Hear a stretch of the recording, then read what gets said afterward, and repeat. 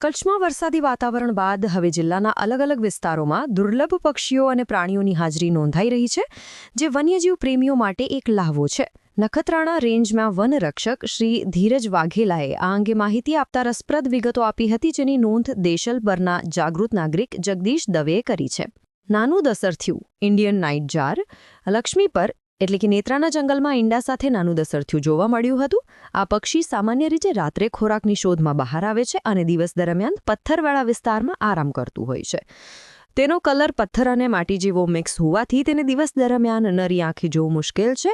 આ પક્ષી માળો બનાવવાની જગ્યાએ જમીન પર ખુલ્લામાં ઈંડા મૂકે છે અને એપ્રિલથી ઓક્ટોબર સુધીમાં બચ્ચાનો ઉછેર કરે છે. રાજહંસ પક્ષી એટલે કે બાર હેડેડ ગ્રુઝ મથલ ડેમ વિસ્તારમાં ઉત્તર અમેરિકાના આર્કટિકના મૂળ વતની એવું રાજહંસ પક્ષી જોવા મળ્યું હતું.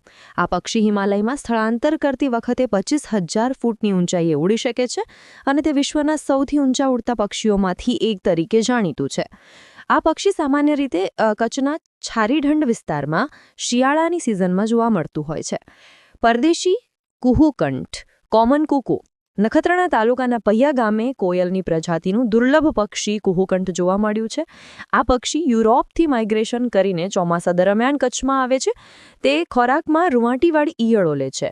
આ પક્ષી કોયલની જેમ માળો બનાવતું નથી, પરંતુ બીજા પક્ષીઓના તૈયાર માળામાં ઈંડા મૂકી દે છે અને અન્ય પક્ષીઓ તેના ઈંડાને પોતાના સમજીને ઉછેરે છે. આ પક્ષી જુલાઈ-ઓગસ્ટમાં આવે છે અને નવેમ્બરમાં આફ્રિકા તરફ જવા નીકળી પડે છે.